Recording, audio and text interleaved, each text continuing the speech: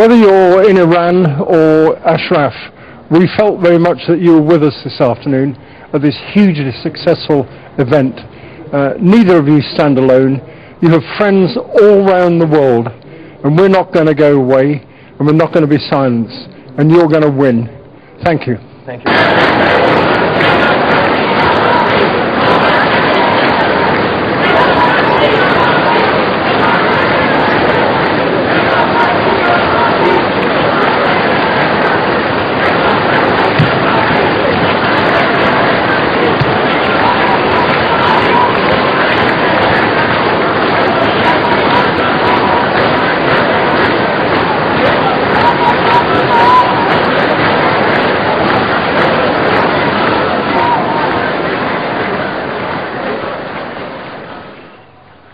La delegazione del Consiglio regionale del Lazio, sono in compagnia delle mie colleghe consigliere da Guanno Nobili e la quarta componente della delegazione è il consigliere Berardo. È un gruppo bipartisan composto da maggioranza e opposizione, il cui titolo è Amici dei diritti umani in Iran. Abbiamo deciso di partecipare alla manifestazione di Parigi, abbiamo ascoltato le parole della Presidente, sosteniamo la difesa dei diritti umani nel mondo, in particolare in Iran, soprattutto vogliamo che il campo di Ashraf goda di garanzie e sicurezza, che venga rispettata la Convenzione di Ginevra, sosteniamo anche una politica di Stato di diritto in Iran che rispetti le pari opportunità, rispetti il diritto alla libertà e i diritti fondamentali delle persone.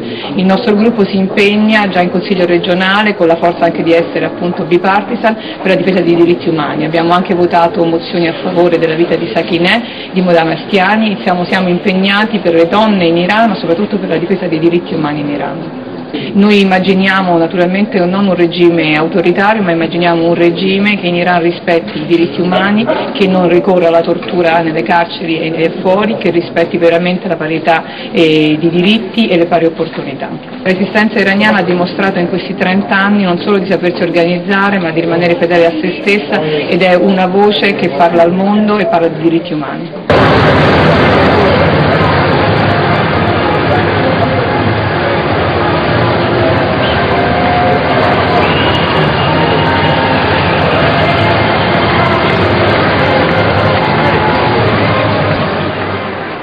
Well, my name is Ruth Wedgwood.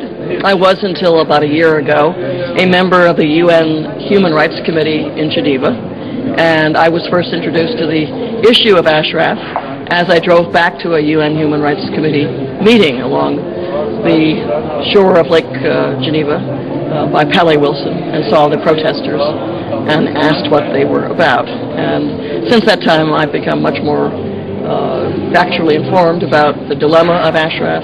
Of course, we've all known that the Iranian regime was made of thugs for quite some time. They even imprisoned one of my students in international law. What to do about it? Sanctions, obviously, sanctions on gasoline, sanctions that try to strike at the economic interests that are valued by the mullahs and their families to put economic pressure. The other issue of protecting Ashraf, providing adequate protection so that more people in Ashraf are not killed. And it's a very perilous condition that people in Ashraf find themselves in. I've often told my students in law school and foreign policy school that I don't think I would ever have the physical courage that it takes to be a human rights activist in the third world, to have the advantage of just teaching this stuff in the first world. So indeed, folks who are braver than I am have the responsibility of championing their own rights. Well, I've often been asked about the role of women in foreign policy. I teach at Johns Hopkins in Washington, D.C. We encourage our women students to go into foreign policy as diplomats, as attachés, working in NGOs. But there's another way to go into foreign policy, which is to be a leader in the politics of your own country. And indeed, I think Mrs. Rajavi is one of the very few prominent women who are either leading a country or leading a movement that likely may become the government of a country.